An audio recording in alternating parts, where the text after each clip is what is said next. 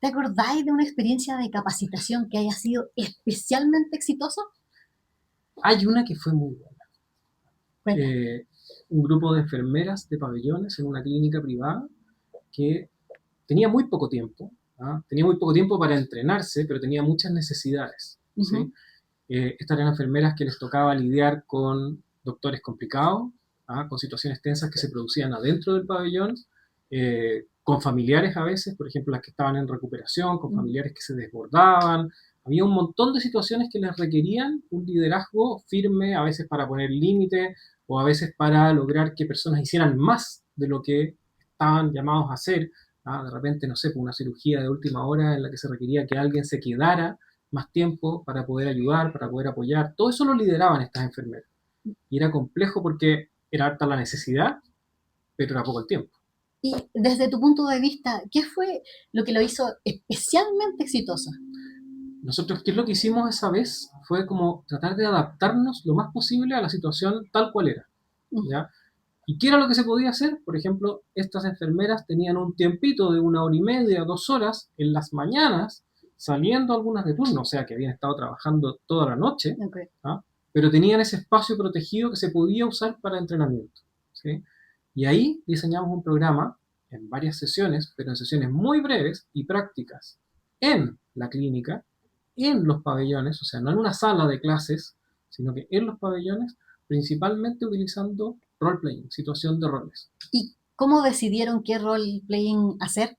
¿Los casos? Bueno, eso fue una de las cosas como importantes del trabajo de preparación con el cliente, ¿ah? Nosotros sabíamos que había cierto tipo de situaciones que eran más complejas para las enfermeras y lo que hicimos fue pedirle a nuestro cliente, a la clínica, relátanos un poco esas situaciones, cuéntanos cuáles son, ¿sí? Y de hecho las validamos con ellas, cuáles eran las que más les complicaban, cuáles las que menos. Por ejemplo, me acuerdo una en que cuando les faltaba un insumo en pabellón, que era crítico, me acuerdo del electrobisturí, ¿ah? Y los doctores se volvían locos y en el fondo retaban a medio mundo y se generaba un ambiente denso y negativo que ya hacía que todo fuera más difícil, ¿sí? Ese tipo de cosas las escribimos, las redactamos y las pusimos en esas situaciones a entrenar, específicamente en las situaciones que eran más complejas.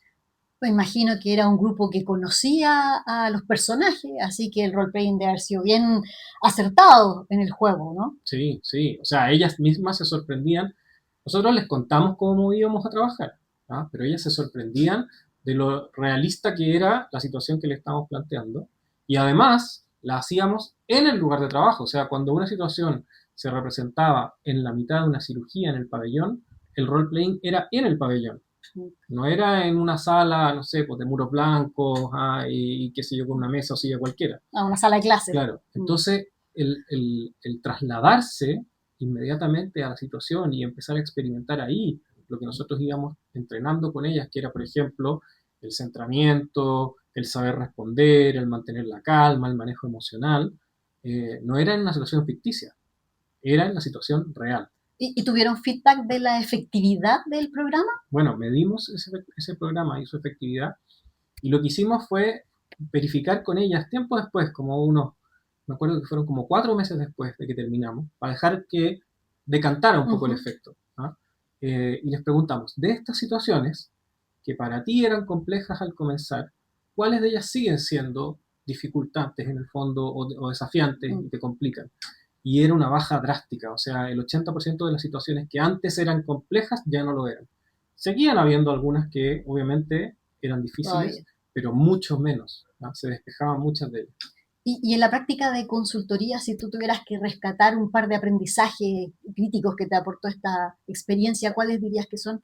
Yo diría que lo principal es que el aprendizaje más efectivo probablemente es el que sucede en el contexto más similar a lo que uno realmente experimenta. Okay. ¿Sí? Entonces, cuando tú estás realmente en tu puesto de trabajo, con las situaciones parecidas, con los personajes parecidos, se produce una suerte como de transportación, ¿ah? Como que tú te sitúas ahí y validas mucho más, en el fondo, aquello que aprendiste. Porque no es en un escenario ficticio, sino que es en un escenario real. O sea, con la transferencia al día a día real es se hace mucho mucho más potente. Sí. Okay. Buena experiencia. Bien. Gracias por compartir. Gracias.